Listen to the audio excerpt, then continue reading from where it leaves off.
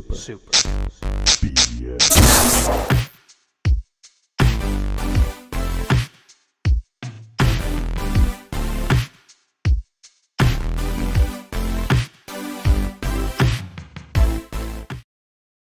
Here we are. It is I, lovable baby boy Brank, and I'm back from the day ready to break some bread, and I'm joined by some of the villainous people that you've come to know as Super BS, a podcast about video games mostly. First, I'm going to start with the Glass Man. Glass Man, how you been? I don't feel very villainous, but I'm okay. Ooh, this guy The is best villains villainous. often don't feel villainous. That's a tragic They villain. feel justified. They feel justified in their own villainy. Yes. Yes. All right, and we are joined by someone who's so evil, so vile. We know him as the Despised One. Reveal yourself. Ooh, again, man, always asking me to always say reveal that. myself. It's on a family podcast, no doubt. This is family friendly. Jeez, my pastor would be ashamed of this right now. Your pastor would love you, okay? He's done that before. But anyways, so we need to get something off our chest. We've been watching Andor nonstop. Glassman needs to talk about all the Star Wars stuff, mainly about how much we hate it. Okay, so all your hate mail, please direct directly at Glassman. No. I'll say this: Andor's starting off okay. It's not getting off to the big bang boom it did last season, but it's okay for first 3 episodes. But I was actually going to say, I know Josh will get a kick out of this. So I'm driving. I'm taking my daughter to a friend's house across the other side of Las Vegas from where I'm at. And I drive by the Rio Hotel, and I see on the marquee, Empire Strikes Back. I'm thinking, okay, 45th anniversary of Empire Strikes Back is great. All of a sudden, because I'm at a stoplight, I'm like, what the heck? All of a sudden, I see all these characters on a stage play doing some sort of show in, let's just say, less clothing, per se, than maybe George Lucas. Let's just say it was the Carrie Fisher Return of the Jedi outfit times quite a few. It's just say the entire cast per se. Found out later, and if you look on the website, it is a burlesque show. Oh man, maybe this is how George Lucas intended it to be. Yeah. Well, I'm going to touch on that here in a second because George Lucas was on the other day with TCM talking about why Yoda talks backwards. Didn't say why he hates the 1977 original cut, but that's another story. Yeah. So I find out it like what's going on here. It says Empire. It's the exact logo. It's not a parody. The way they had to have paid money to Disney, or Disney's going to sue them up the what. And it starts. Disney wouldn't allow them to do something called the Empire Strips Go to Back. the Rio Hotel site. Go to the Rio Hotel Is that what site. it's called? It's called the Empire Strips Back. I searched it. It's the Empire Strikes Back. No, it's the Empire Strips Back, a burlesque parody. It's coming May 4th. Are you sure? Yes, sure? Yeah. I'm literally looking at the Las Vegas Review Journal right now. So they can use it as a parody. Okay, so they can use it as a parody. Okay. It's still crazy though they called it that close. Frank found it immediately. So that tells I wasn't searching it beforehand. There you go. But so anyways, so I'm seeing that stuff and I'm thinking to myself, man, what would George Lucas think? Well, again, A, he sold it, and B, he did do the Star Wars Christmas special. So that tells you everything you want to know right there. His standards aren't exactly the highest either. So, yeah, I do. I love the depravity that Vegas is known for, that they had to create an empire. And of course, it's starting May the 4th. Yes. So May the 4th be with you. Oh, and I will not be attending, which is going to be your next question. So. Gerald bought all the tickets. I will not be even getting comps for that. No. Should any comps come my way, I will send them down the road. Yes. Send them down to Gerald. Okay, at Gerald the Glassman. Actually, I will stop by the Wetzel Pretzels next door to where the Rio? theater is at. Yes, because Wetzel Pretzels, they have some free pretzels coming my way. Is parking at least free at the Rio? Oh yeah. Okay, so you can get your free. There's no way they can charge. Nobody goes there anymore if that'd be the case. Oh, that's a dying hotel. What are you talking about? Rio is the #1 hotel in Las Vegas. Everybody knows. used to be pretty good. Those days are long gone. I'm sorry. Yeah, Sorry, Josh. I've heard it's not very nice. It's Josh's favorite, so he just can't stand anyone Probably get a good room rate right there, though. Yeah. belittling the Rio Hotel. Okay, so That's the DreamWorks hotel with the blue bird, right? Is that what we're talking about? yes, it's Rio Yeah. from the popular I just want to DreamWorks make flick. sure. Yeah. Didn't they make a sequel of that? Like, don't they have a Rio 2?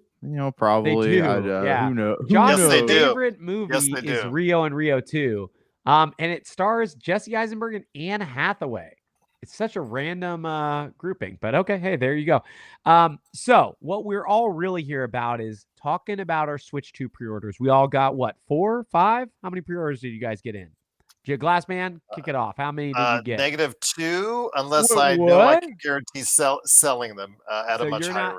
You know that's completely sold out, and you probably could have guaranteed yourself several $100. That's okay. I'll live. You'll live.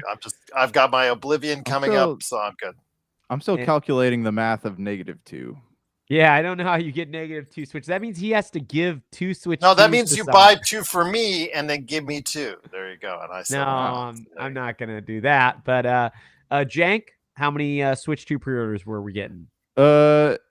0. So I attempted. I mean, hold on. You're on this side. Let's Hooray. I got one from this guy here. So I logged into what that morning I spent trying to get him, right? I got into the Walmart site and it was up for about 30 seconds, gone. Then I got onto GameStop site and I was on there a good like 5 minutes before, signed in, was hitting that refresh button, and boom, had a service error. And I thought that was my internet, but it turns out GameStop's website crashed and then it reloaded. So I got onto the site, clicked on the Switch 2 ad, boom, crashed again. And why do you have to go with GameStop?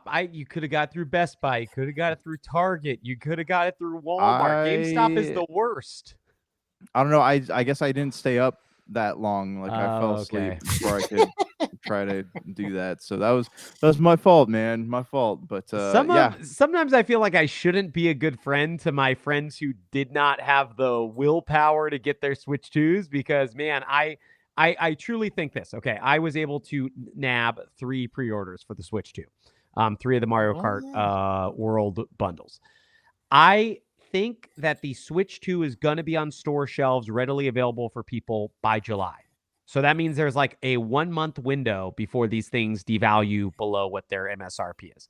And I do think for that one day that they launch, people are going to pay an insane premium for them because it's going to be hard to get. And a lot of people live through the PS5 and the Series X and they got FOMO.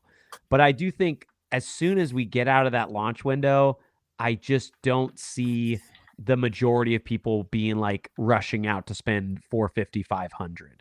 So I'm torn. I personally want to sell my copies, but I had 2 friends, not just Jank, but also a doctor that used to be on the show, who neither one were able to get copies of Switch 2s. So I'll probably do the good thing. I'll probably do the Lord's work and make sure that these boys get to play Mario Kart World when it comes out. Okay. But I'm still hoping to get a Nintendo pre-order from their like lottery that you had to enter. I assume you didn't qualify for the lottery. You had to have a year of NSO and 50 hours played on Switch.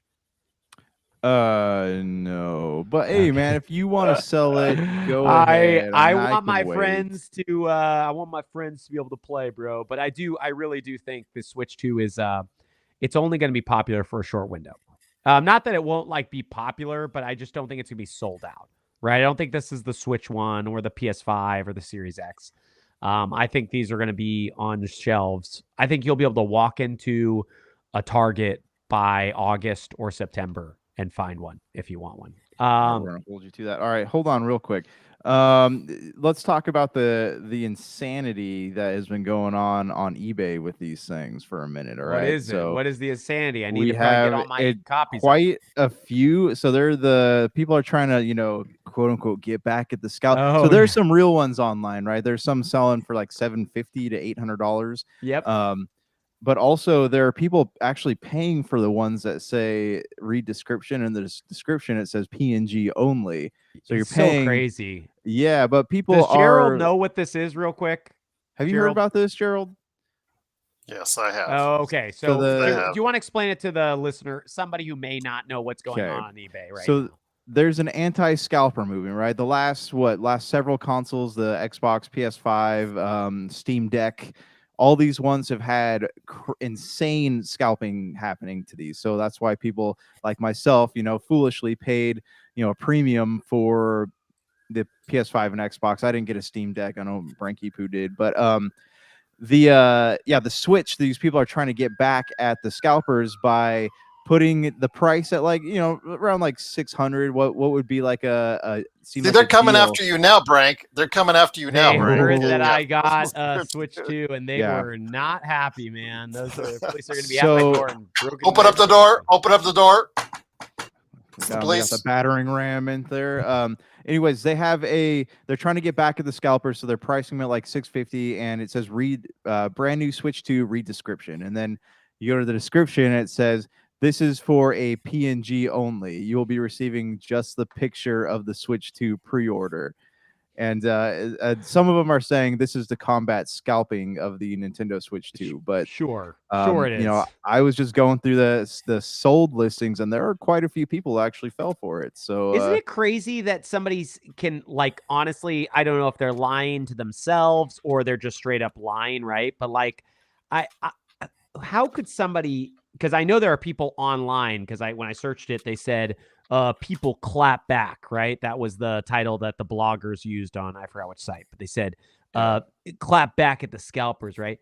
How on earth could they believe that when they have a no refunds policy for a PNG for $600, and their excuse was, well, if we give people their money back, they're just going to pay a scalper. It's like, no, you're doing something worse. You're selling literally nothing for the full price of the Switch 2 and taking advantage of dumb people, right? But it's just it's funny that people can like lie to themselves, say, "Oh man, this clapback is so much better," because it's a lot easier to sell nothing. You don't have to get a pre-order. They'll probably end up using that to pay for their Switch 2. But I guess like the big question here is, I've used eBay for a long time, and I know their community guideline or community, what do you call them, rules or whatever, have are pretty strict in some cases. So I wonder if you went ahead and did this, or if you reported it to eBay, if you would automatically qualify for a refund, or just because it says in the description, because that's usually the defense that most sellers use.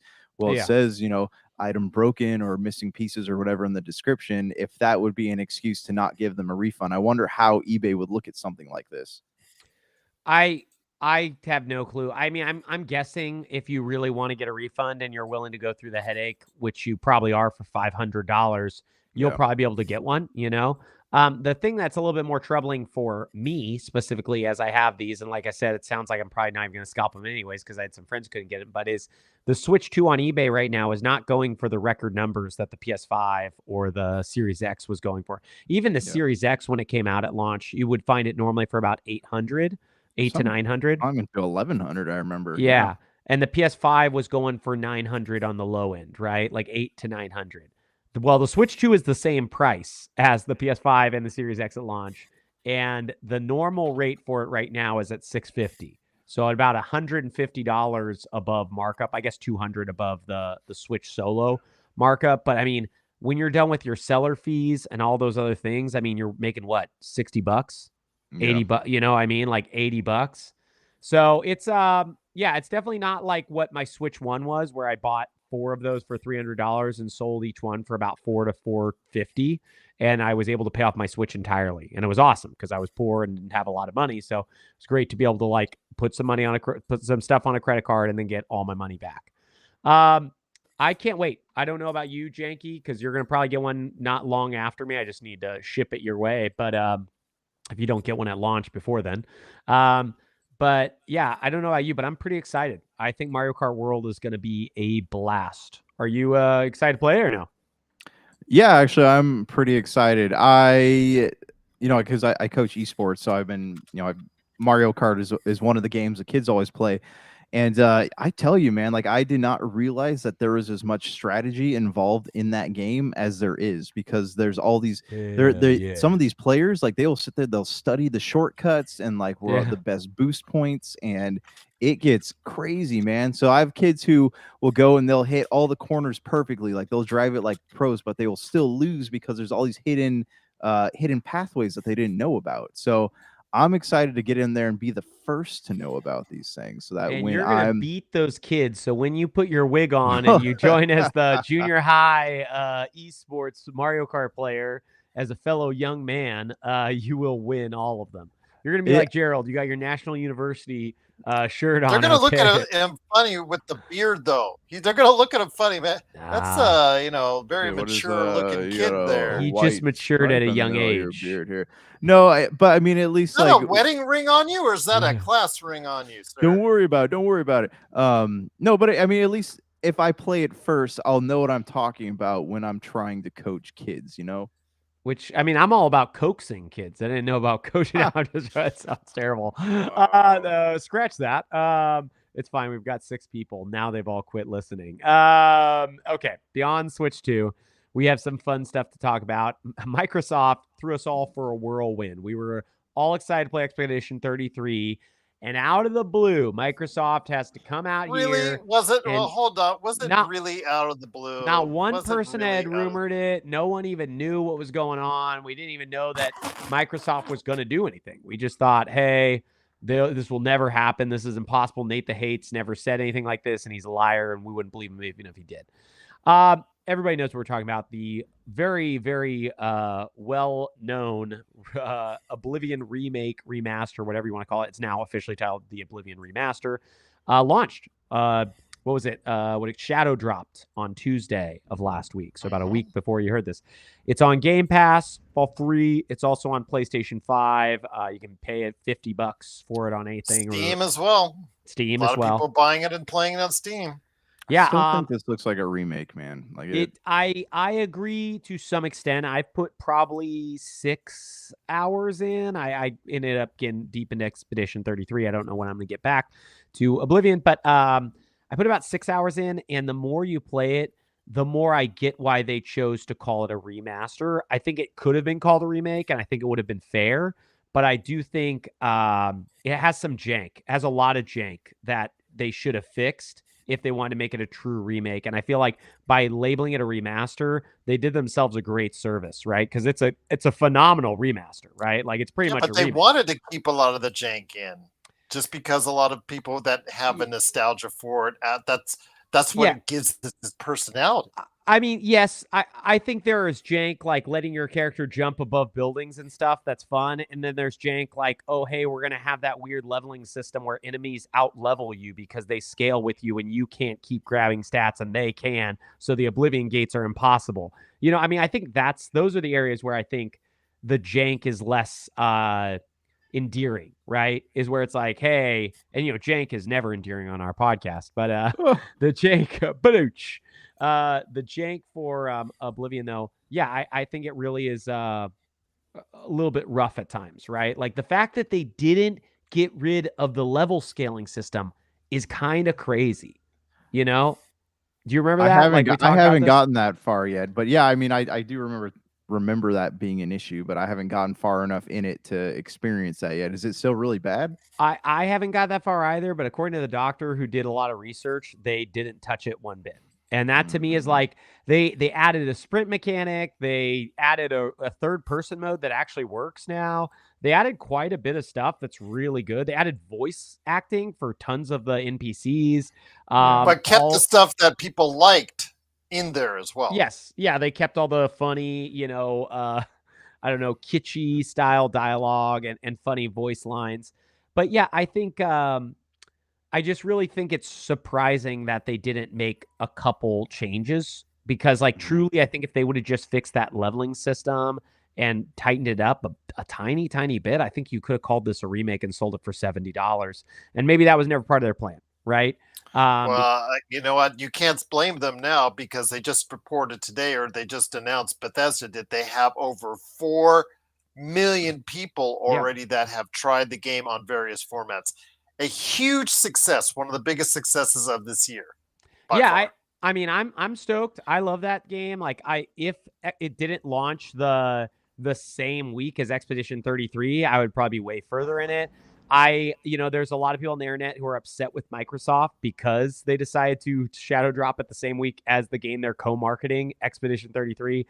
I don't know. For me, I don't think it's like some malicious thought on Microsoft's behalf to like hurt this other Game Pass game they have.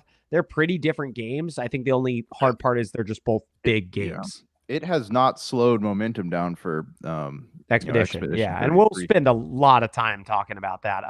Before we move on, hold on real quick. Can I just have you guys? So I jumped on. So I played probably 2 hours of Oblivion. Right, I got out of the dungeons, sewers, walked around the Imperial City a little bit.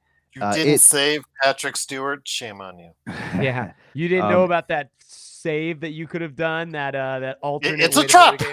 I did not. Saved him. Game is beautiful. All right, like I instantly. Yeah, you're right. Instantly felt the nostalgia of days gone by as I was sitting there playing this, because I mean, this came out when Branky, we were in sophomores, right? I think we were middle schoolers. No, this was senior year. It came out in 2006. 2006. Okay, yep. All right. So right it was supposed to be a launch title with the Xbox 360, but they couldn't make it, so they released it early in 2006. Yeah. Okay. Well, I mean, the game still, like, I felt I was taken back, man. I felt like I was back in high school again, but which is good. I mean, I imagine that's what they were aiming to do. So I'm excited to actually like get into the Oblivion gates. But did you guys read? So IGN posted a story by a guy named Wesley Yin Poodle, and he's talking about how there's Yin a Redditor Poodle. named. I like his name, Yin Pool. There's is that what it is? Oh, Pool. Yeah. Sorry, I mispronounced that. But there's a Redditor named G Noblin XD, and he's talking about how he was able to find a crack in some of the outer barriers of the game, and he's able to slip through there and explore some of the lands outside of the Oblivion map. Really? Yeah. Oh, yeah. So, hold on, let me see what they named specifically. He talks about the shoot, where was Hammerfell, it? Morrowind, Somerset Isles, Valenwood. I think, isn't that in the DLC? I thought. I don't know, but he said he went. So Daggerfall. No. He said he went to Valenwood, Skyrim, and even Hammerfell. Even the rumor setting of Elder Scrolls 6. Yeah. Oh, okay. So really interesting. I wonder if they did that on purpose or if that was just like a glitch that they missed, but still really neat. I hope they keep it open because I'm sure there's going to be a lot of people going and checking it out, or even if they populated some of those areas with NPCs at some point. Yeah. One thing that's interesting about this person, Wesley Yinpool, I believe the IGN journalist, why is there no video that like shows? They're showing it. They're looking out. They're showing pictures and looking out on Reddit, though. Yeah, I see. But there's no. I don't see a video. That's. I mean, in this day and age, doesn't that seem a little weird that there's no video, right? Like if it's actually. I mean, I see this one of them jumping, but how does that? I mean, how does that look any different than just like Cyrodiil? Yeah, I don't know. I just read it, man. But Reddit. But don't kill the messenger. Don't kill the messenger. I will kill every messenger. Okay, those are the people I kill. I don't actually kill the non-messengers. So let me ask y'all a question. Do you think is this a roll credits on it again? You're gonna dump the 60+ hours into this game to wrap it up? I've already gone over 100, and I lost count at 130, but. I'm well beyond that, and I didn't even start the story until I started talking with you guys on it. Then I finished the story, so I can't wait to get back in it. I know that my family wants to buy me the digital deluxe version of it, so I'm waiting on that. Since I can't get into it, I am going to do everything. I barely even touched Shivering Isles and Knights of the Night. Oh, wow. Those DLCs. Okay. That tells you how much I love just the core of the game. Yeah. So I'm gonna do That's what I'm excited for, because I never got around to playing those DLCs. I forget, I was on to something else by the time those came out, so I never got a chance to play those. So that is what I'm looking forward to. And both those DLCs come with The Oblivion Remastered. The regular version that you can play on Games Pass or just buy as regular. If you want the digital deluxe version, that has a lot of the DLC, including the horse armor, at the time what was considered the first microtransaction ever. But it also has, I think, exclusive quests that they added on to it as well that were made specifically for this remastered version. So yeah, I can't wait. I just can't wait to get back into it. Yeah, I mean, it looks great. It looks sensational. Looks fantastic. Yeah, it definitely looks, I would say, a lot better in pictures. And right at the beginning, the more you play it, the more you notice, like, oh, this is an old game that they did a touch of paint to. It's not bad. I don't say that to belittle it. I'm just saying it's like when you first turn it on, it's astounding, right? Like you see it and you're just like, what on earth? They pretty much remade the entire game. It looks incredible. But the more you get into like Imperial City and a lot of those places, you start to see some of the like cracks in the armor, right? Mm-hmm. For me personally, I know I won't finish it. I would love to. I think it's an incredible game. I think it's worth 80 hours.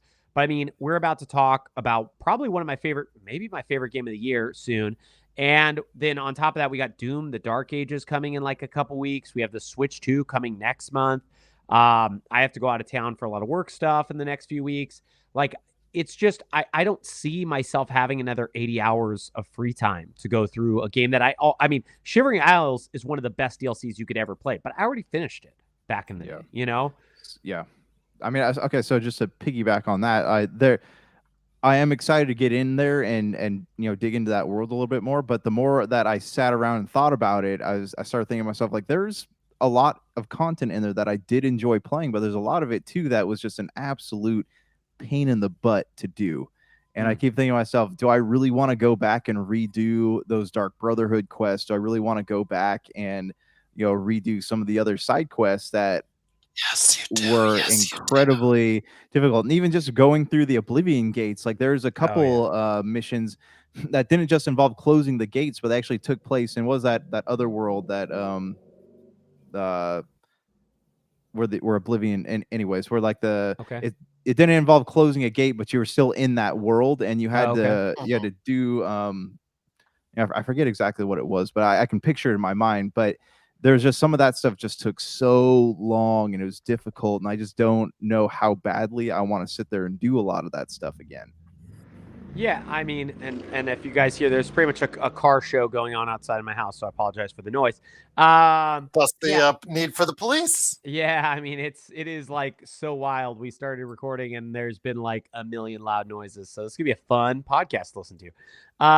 Yeah, I kind of agree with you in terms of there's a lot to it. Yeah, do I want to do the whole arena quest again? Sure, because I love that. That's one of my favorite memories of all time, is doing the arena in Oblivion. Would I like to do Shivering Isles? Sure. There's a couple things that I don't like about it, and this is actually goes back to the original Oblivion that I just forgot. I actually don't like that all of the cities are fast travelable at the beginning. I don't know why, but that's always been something in games that I just don't enjoy, right? Like I think it was Skyrim that really set up the idea of like once you visit a place, then it becomes you can travel to it via fast travel. I felt really weird when I opened up the map after leaving the sewers and it was like, oh, I could travel to every city. I could go to, I can't remember the city's names, Bruma or wherever, maybe not Bruma, that's Morrowind. Balmora, I think might have been one of the cities. You can go to a lot of different cities and you just fast travel there if you wanted to go through questline. Now, that's not a big thing. That was in the original. At first, I thought that was a remaster thing only. But that was in the original, so that's not like a knock against the game. But, stuff like that definitely makes me less excited, to travel around because I already can go directly to the quest objective. And obviously the police they are so angry because I just keep going to these quest objectives. My apologies. But okay.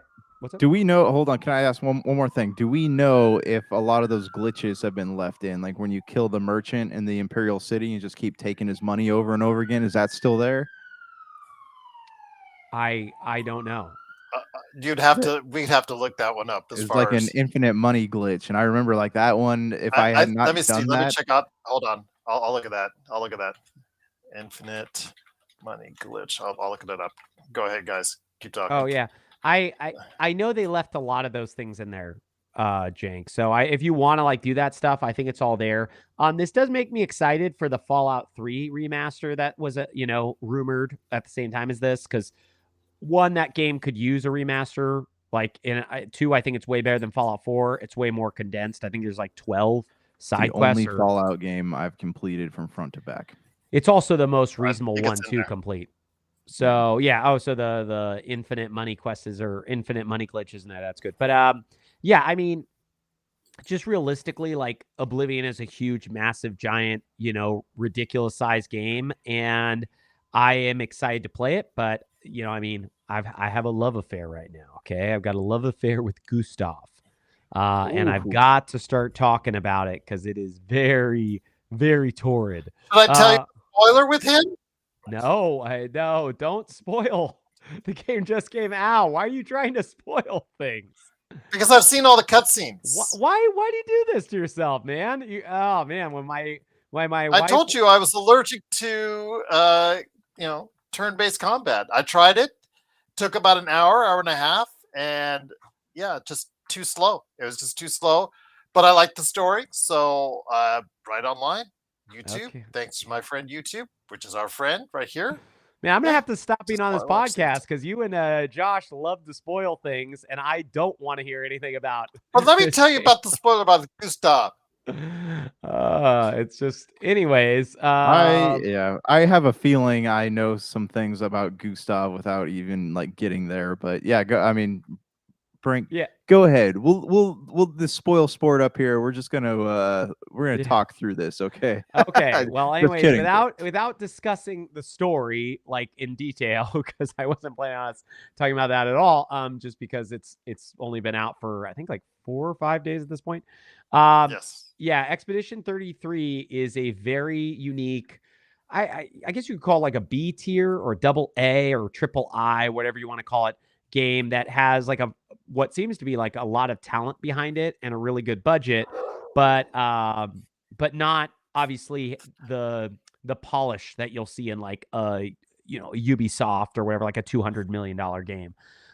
It is the highest rated game of the year, I believe, on Metacritic at 92 right now. So production-wise, quality, you're starting to dive into that a little bit. There are points in this game where it feels like beautifully polished, right? Yeah. But there are also points in the game where it does not feel it sounds like an indie game, like a B tier game. Yeah, I think a lot of that has to do with the maps, right? Like you can only traverse little bits of it, and it feels. You know what it reminds me of a lot is Final Fantasy 13. I actually enjoy the combat a lot more in this game, and I'm enjoying it way more than 13. But it reminds me a ton of Final Fantasy 13 in terms of like there's a lot of linear corridors you'll go down with some branching paths, but the game makes you feel like it's open, right? And there is an open world section, but most of the maps are pretty condensed and they're very focused.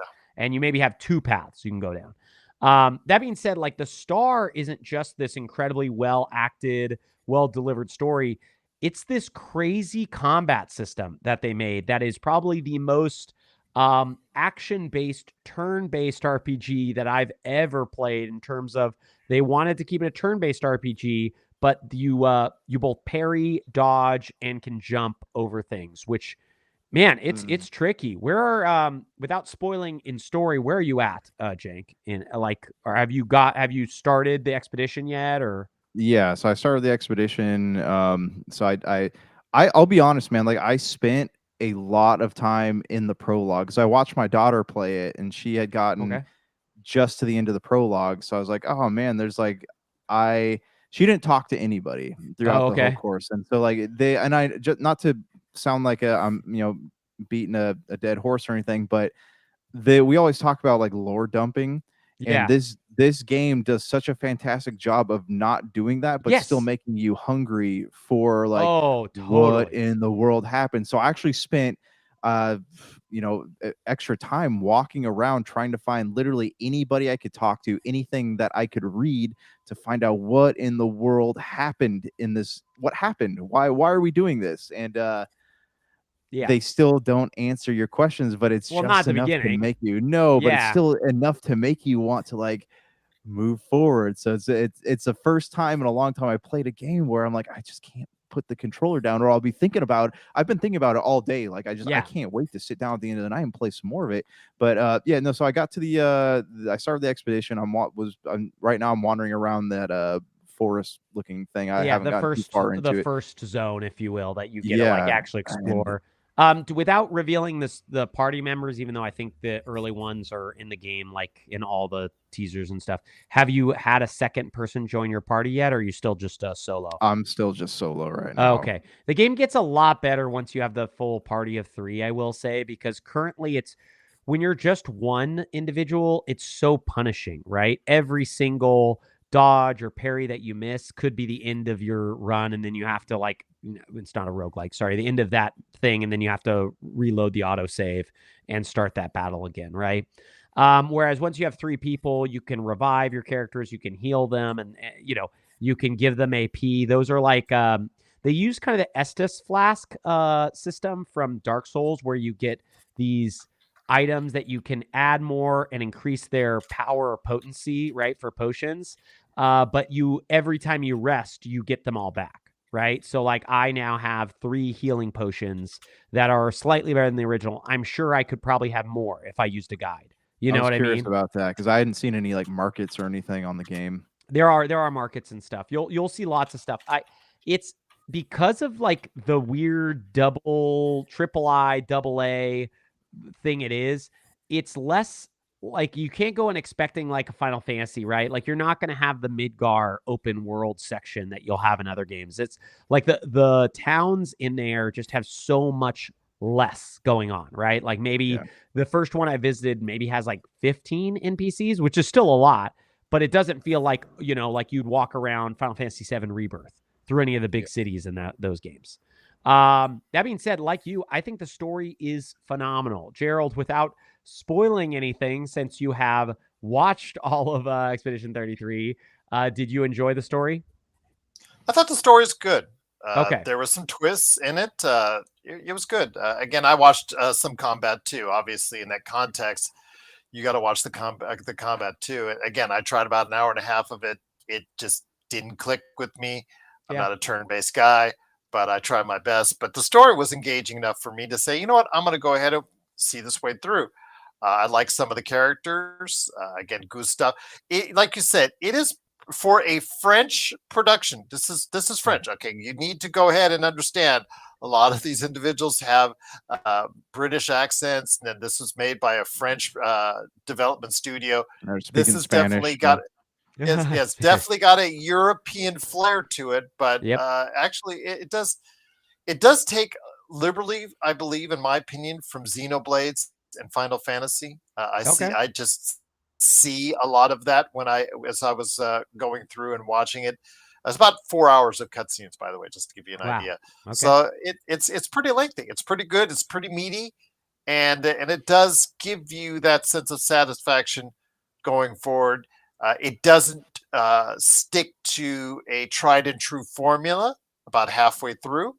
It does something different, which I won't elaborate to, but it works in its favor. And it brings out, the only thing I'd say again, I would like to see more is this. It would have given the option for your choice, turn-based or just a third action, just third person action here. I would have played through it had it been third person action here, no doubt, and I would have loved it if it would have been a co-op third person action here, because I think it sets us up. So you said it.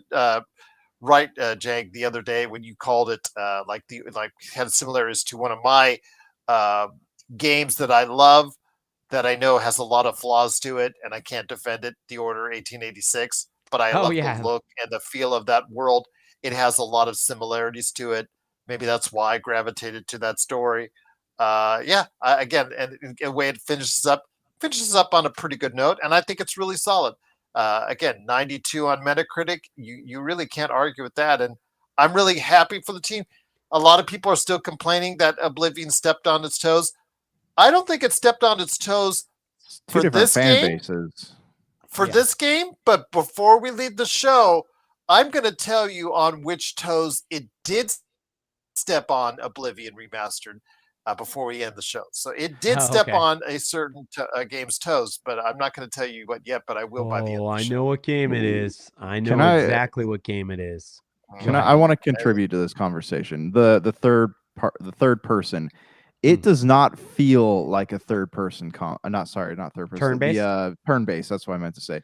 Yeah, it does not feel like a turn-based style game. Like it has the skeleton of one, but the fact that you can do so much parries more within parries, dodges, there's just so much within that turn-based style combat that it feels more fluid, than a like a standard, the Final Fantasies of yesteryear, whatever the RPGs we used to play as kids on the PS1. Like it feels you're a lot more active in that, so it feels a lot like an action game. You just have the turn-based buttons, because I especially love how you can aim the gun before you attack. So I mean, there's a lot in it. So I mean, I feel like there's a lot of people on the internet that were giving this game crap, saying like, oh, no one likes turn-based combat games anymore. And this game has sold like 1 million copies already. So I think that the numbers speak differently, but I think people need to give it a chance, and they might actually find they like it.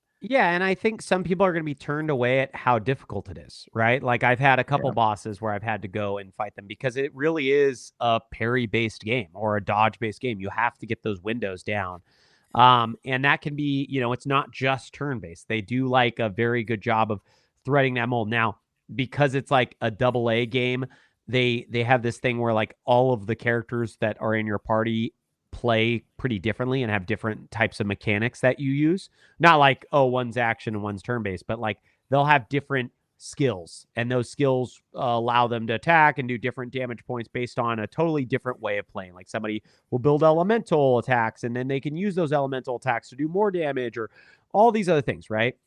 So that gives it a lot of like room to grow, but it feels like the way it's shown off is like normally if you're lucky, one tutorial for each character. And this is like a lot that they're giving you. Those are the areas where I see the budget come out in it. But like Jank said, I mean, 1 million sales already in 3 days. It's great. I've thought about just buying it. Like I've been playing on Game Pass, but I thought about just buying the physical copy of it just because I think it's really well made, and there's very few games like this. And I mean, I've only finished Act 1. The game is, this is not really a spoiler because it doesn't really tell you anything, but the game is broken into 3 acts. So I'm done with Act 1.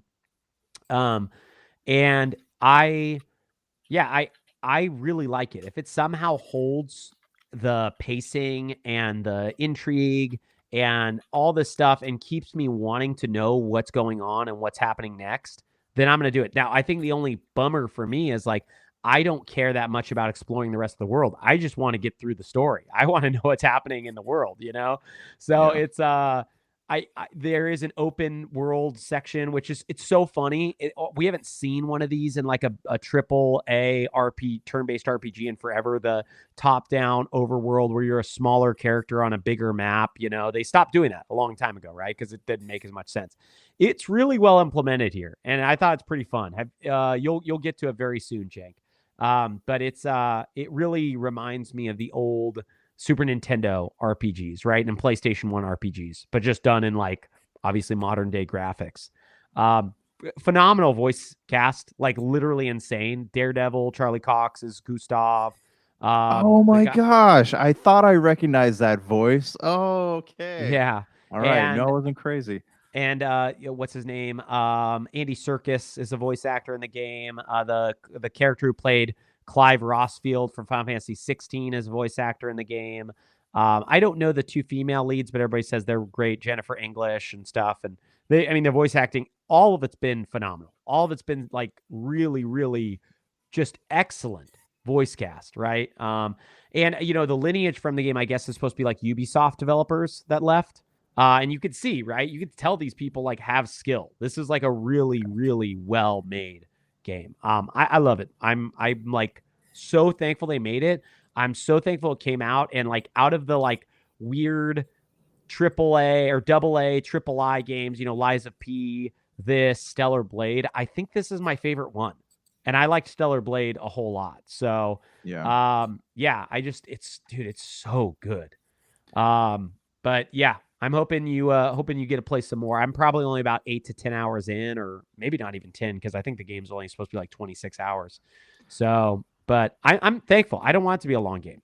I want to enjoy it and finish it. Don't overstay its welcome. But okay, so I will say, from the get-go, like, there's something, this world is so dark and it's so hopeless, and I think that even getting away from the story and just into the main setting of the game, like you're on the island or whatever they call it, and even in the atmosphere all around you, you still feel that, and that is it just creates these feelings in you that it does make you want to keep plugging away at it. Like, it makes it really hard to put the controller down, and I'm impressed so far. And I haven't played nearly as much as you have, but like I said, like, I've been thinking about this game all day, and I want to get back to it. I cannot wait.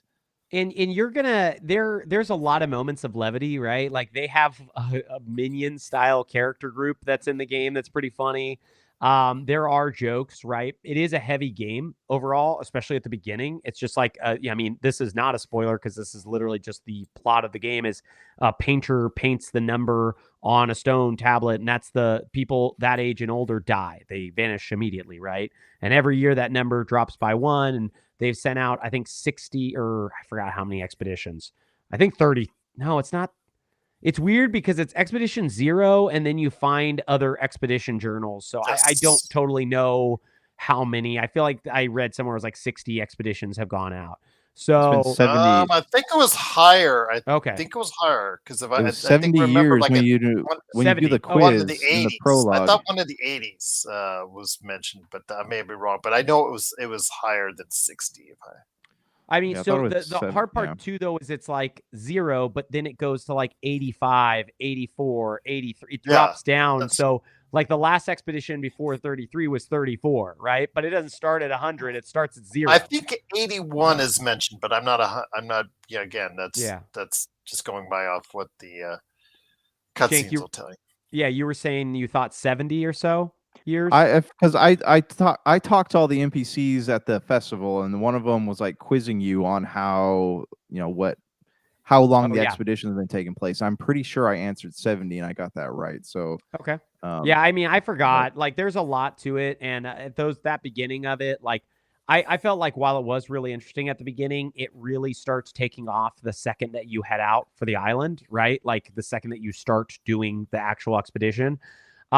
Gerald, I think there's totally a world for this game where they could have made another co-op expedition game, right? Like a roguelike action third party, try to get to the end style. I would have been all in. I would have been all in on that one. But I do love the way this one is implemented. I've had nothing but a ton of like fun. I will say it's a little bit stressful. So it's a game that like I look forward to playing, and then I want to do like 3 battles, and then I want to stop because it's so hard that it's like I don't want. It's the same feeling I have every time I play Dark Souls. Game. It is just, it's a heavy game. Like I said, I've watched all the cutscenes. It's a heavy game. I know they try to provide their moments of levity, but I just don't think those moments of levity really click or are really that important. So it really is heavy because the stakes are heavy. Yeah. Because of what keeps happening to this community each and every time out, should these expeditions fail or keep failing. So in that sense, the theme is just so heavy. I think some people may just get caught underneath the weight of it and might just, like you said, just get too stressed out because of it. But otherwise, again, I think, it just, to me, it sends a strong narrative, I think, throughout. I think it has a couple nice twists and turns. It ends pretty good, not great, but pretty good. And I think overall I get a good feeling out of it when I watched it. So, I like the fact that there was some twists and turns alongside of it to keep my interest throughout. But it is a very heavy game because of what's at stake for that community during it. And again, I just wish I would have been able to play it, but the turn-based is different. I will give you guys that. It's different from any other turn-based game I've tried to play. but it's still, to me, in essence, still a turn base. I still have to wait for what the other, I understand the pairing. But again, for me, it's still that fluidity and continuity is still not there. And it's just so hard for me still to get into it. But again, I like the story enough where I followed it all the way through. So that must tell you something. Yeah, 4.5 hours, man. That's crazy. And one thing that we haven't remarked on, but lots of other people have talked about, is the fact 30 people made this game. That's so small considering how polished it actually is. What was good. the development really time? good. Do we know? So it says they were founded in 2020. So my guess is it was about 4.5 years, which that's really not too bad considering, games are taking for 30 6 or people. 7. Yeah. Like we've been watching Last of Us Part 2 or Season 2. And I loved that second game. I know you guys aren't the biggest fans of it. But the Oblivion Remastered started in 2021, and they had a studio plus Bethesda. So you're talking well over 100 people probably working on that game. Yeah. So. Yeah. And I was just getting at Last of Us Part 2, the game came out in 2020, and it's unlikely the Heretic whatever will get out till 2027, 2028. You know what I mean? It's probably going to be a 7-8 year cycle. So any games made in a 4.5 year cycle nowadays, I feel like is really pretty impressive. Yeah, it's very good. Gerald, because we're getting ready to wrap this out, you were talking about a game that Oblivion stepped on their toes. I have a feeling I know what it is, but just tell everybody. Unless, should I guess? And Claire Obscure. Well, Claire Obscure, I'll let you guess in a second, but it just shows you. I know you said you wanted to buy Claire Obscure, but again, I have to reiterate this is my weekly PSA on Game Pass. In a time where economy is not sure, the one good value you need to seek out is Game Pass, because look at all the titles we've been talking about. Blue Prince, which is one of the highest rated games of the year, that's on Game Pass. Oblivion Remastered, also getting strong reviews on Game Pass. We talked about Claire Obscure, that's on Game Pass. We talked about South of Midnight. We've talked about Avowed. We talked about all these great games. Indiana Jones. Yeah, you can go ahead on a PS5 and enjoy paying $60 to $70 a pop for almost all of them. Do yourself a favor.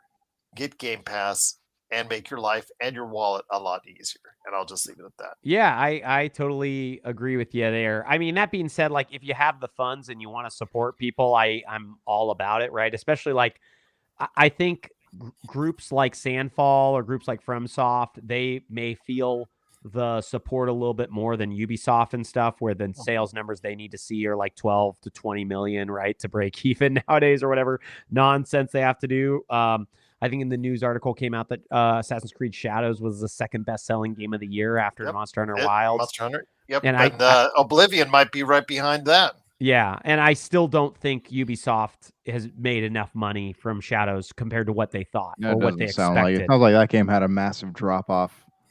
What, Shadows? Yeah. Yeah, it's funny. Shadows, probably going to end up between 5 and 10 million is probably what, and all said and done, as far as the number of sales. So, and it's funny because Shadows kind of came and went. I feel like no one has spoken about it since it launched, right? And a lot of that's because there are so many games coming out. I mean, I don't think this is the game that you're talking about that Oblivion ate its lunch, but Oblivion kind of ate the lunch of South of Midnight. Right, South of Midnight had only come out in the middle of April, and it really. I agree with you there, but that wasn't the game. That wasn't the game. No, I know the one that you're talking about. Can I guess? So which one? So which one do you think that is? Oh, it's Days Gone, man. The Days Gone remaster. Days Gone. Days Gone remastered. Did it come out? It came out last week. Came out the day that Claire Obscure came out. Wow. So not all. And the thing is with Days Gone, and big shout out to one of my good friends, Douglas Hoyabu, who owns Retro City Games here. He is the biggest supporter of Days Gone. He and I had at one time, we had a 2-hour conversation on how he loved it. Was so mad about the whole thing going on with Sony in regards to Days Gone. And this wasn't even on the air. This is just personally. Yeah, he is absolutely the biggest supporter ever of Days Gone. What makes him like it? Is it the zombies? Is it the motorcycle? Like I just don't get what vibe it is.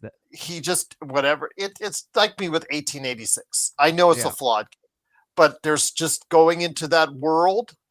It is just something so endearing about Days Gone that's going to make it appealing for him. And it just he was going nonstop about it at the time it came out, and just really, really hammered on why Sony just didn't support it and essentially sent it to die. So flash forward years later, and I know that the Bend Studios, which really made it, they had a lot of turmoil and since the CEO left and all that stuff. And he's been talking trash ever since and all that.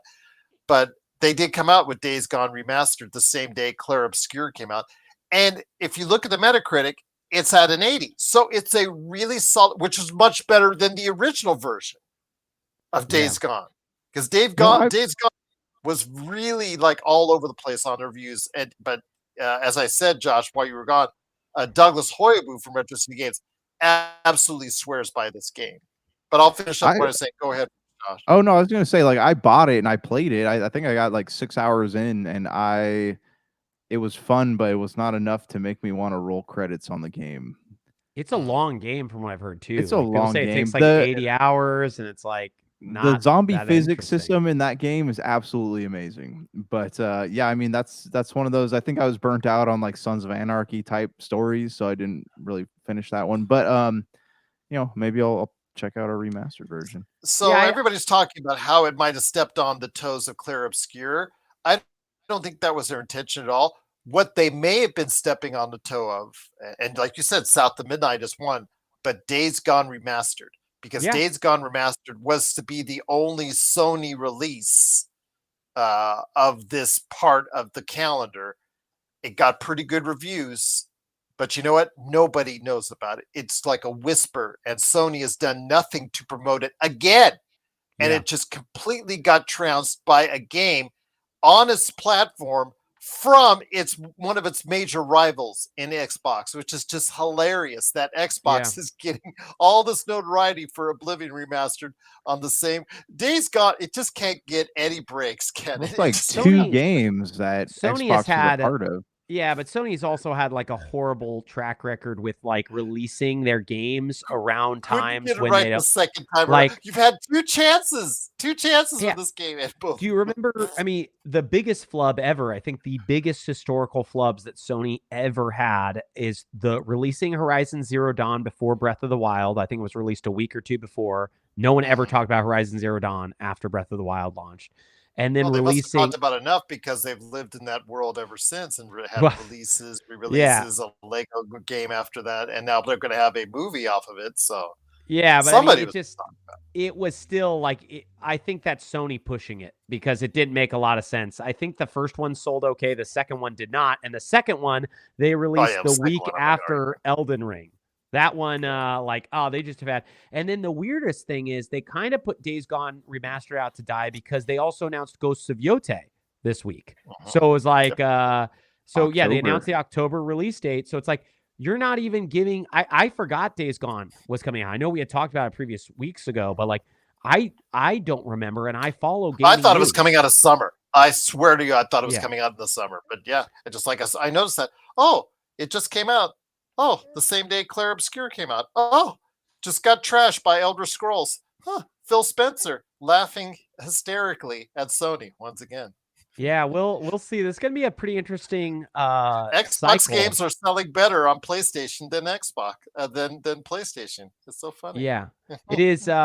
It's really, really interesting. I think where we're at with kind of Microsoft moving more into the third party, but also still keeping their hardware and platform. Because like we are walking into like a world where Sony's top games this year will probably be on the top 10 will probably be Forza Horizon 5 and potentially Oblivion. What a slap in the face. Indiana Jones. Yeah, maybe even Avowed by the time it comes. You know what I mean? Like, because really Sony's only got like what Death Stranding 2 and Ghost of Yote. Otherwise, PlayStation is the new Xbox. See, they didn't tell anybody. PlayStation is the new Xbox. Forget about the Xbox 720 or whatever. The new Xbox is PlayStation 6. Let me tell you guys something. I bought both the the remake or remaster of Horizon Zero Dawn on PS5 and the director's cut of Ghost of Tsushima. This was about a month and a half ago. I played a few minutes of both of them, and I just did not have any desire to play them again as much as like Yeah. I thought that I would. And yeah, so I don't that being said, like I don't know how bad I want to dive into Ghost of Yotei or whatever comes next for Horizon. I think I got really burnt out on those franchises. I can't wait for my conversation next with Douglas Hoyabu from Retro City Games. That's all I'll say. Yeah, I mean, so bad. I'm in a weird boat because Ghost of Tsushima was like one of my favorite games amazing. of I loved 2020. it. Yeah. But I will say, like, times have changed. I was also unemployed at that time, so I had nothing to do COVID. but like play the biggest titles when they came out to like I probably finished Last of Us Part 2 in a week and a half because I was so interested in the story and I had so much free time.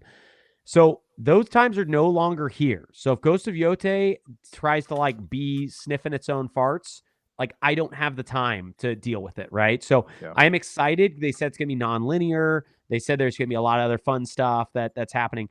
I hope it's good, but I am a little bit worried that Sony's lead time on these games of 6 to 7 years of development for many of them. This one I know is only a 5-year plus development cycle, but 6 to 7 years of development on most of them means that these games are probably going to be 40, 50, 60-hour mammoths. And we all only have time for so many of those, Oblivion's out. I didn't even finish Avowed. That was also like a shorter one, but still a 40, 50-hour one. Outer Worlds 2 is going to come 73 hours and counting for me. Yeah. Well, I mean, some people play more, but you can finish in 40, 50 hours. Yes. Outer Worlds 2 is going to come out. Who knows how long that's going to be? Probably at least 30, but probably closer to 50 hours. You got Doom the Dark Ages coming out, probably a 12 to 15-hour game, right? I mean, like you're talking about hours and hours and hours and hours gaming. I mean, we're eating good gaming-wise, but, if you have anything to do besides gaming, choosing what you're going to play this year is going to be probably the hardest Who decision. Needs the life? Who needs the life? Especially when we hear like the summer gaming stuff, like all that with Microsoft, Sony, Nintendo, even the Summer Games Fest, like it sounds right now like it's going to be a pretty packed year. So yeah, we do have to pick and choose. And I guarantee you when 2026 rolls around, we're going to have a pretty massive back catalogs to go through. And I mean, the main thing that we all need to remember is not only do we have good games, we've got great gaming movies like Until Dawn that came out, which is like charting up the charts. It's nonstop. The #1 movie in America, considered to be the greatest. It only needs to make 20 million at the box office because it only costs 15. So I don't know if it's going to make 20 and million. Sony spent like $10 marketing the movie. So yeah, I don't know if you heard, they also removed the writers from the credits. That was like the big controversy that happened to them this week, is the writers are not featured in the credits for the Until Dawn movie. Honestly, if Sony did them a favor. I think anybody who wrote on that film probably does not want to be remembered for writing on Until Dawn. I don't know, man. I'll never probably see the Until Dawn movie. I will be blown away if it actually makes $20 million. Are you ready for Split Fiction with Sydney Sweeney, by the way? Oh, yeah. You know what's she's getting around, man, because I actually read something that she's supposed to star in the live-action Gundam movie, too. So that's been... She's the making new, her way, what was the name of the girl that was in Transformers? Megan Fox. Megan Fox. She's the new Megan Fox, man. We're going to see her a ton, and then she's going to disappear, and then we're going to see her years later with Botox, and it's going to be weird, right? She's going to mostly look the way she did a long time ago, but yeah, just a weird thing. Yeah, so Until Dawn made $8 million. So we'll see if it can hit that 20 million. I guess it was 18 million worldwide, but yeah, I think if it gets over 25 million, I'll be amazed. I just don't think it has a shot on Earth. On a side note, Minecraft is 815 million. It's going to hit $1 billion after this weekend. I predict by Monday. Good call. No, you it's did. Hit $1 billion. Yep. Yes, wait, you did. So are you saying it's going to hit $1 billion now, or it's going to hit $1 billion after this? No, he said it was going to call just $1 billion in the first place. He said it was going to hit $1 billion, and he is going to be right. I think it's going to hit it by Monday. Okay, because they're saying, can a Minecraft movie level up to $1 billion before it leaves the box office? That's the question we all have to ask. By Monday, we'll see it. Because I mean, look, it's Monday, right? And on a Monday, Minecraft made $8 million. $8 million. I think I last checked on Box Office Mojo. I think it'll hit $1 billion by the end of next weekend. I'll be really interested to hear if it makes $1 billion. I mean, it's close. 816 is not far. It made 7 yesterday, so right now it's at 815. It's hard. It's gonna be a hard thing. I think it's going to take three weeks at least. Because remember, Thunderbolts is coming out, and that's going to steal a lot of the box office. But also, is 3 weeks like? I mean, in movie and like entertainment nowadays, will people even be watching in 3 weeks? Right? Like, if I haven't seen a movie normally in like the first 2 weeks it's come out, I'm never watching in theaters. It's going to live off its international. It's almost 500 million internationally. So ultimately, what it does internationally is going to determine whether or not it makes $1 billion. Oh, okay. Well, we will see, my bros. I'm excited to see if Jank is wrong and I'm right, or if I'm wrong and Jank is right and I have to wear a chicken jockey mask all day, which that's what I'm expecting to do. Well, you could go to one of the new shows that they're doing with the meme worthy and there's sing along that they're doing those with Minecraft as well. So that's what I love going to sing alongs. Those are my favorite Special showings. Yes, there you go. Become a meme. Well, we got to get these babies to bed, okay, guys? So we got to end this podcast. By these babies, I mean Jank and the Glass Man. Brank, will go and tuck them in, and then I will come back home. This is going to take a long drive. It's 5 hours to Glass Man, another 12 to Jank. This is going to be a long night. We miss you guys. We will talk to you soon. This is going to be a blessing upon men. Peace. Peace.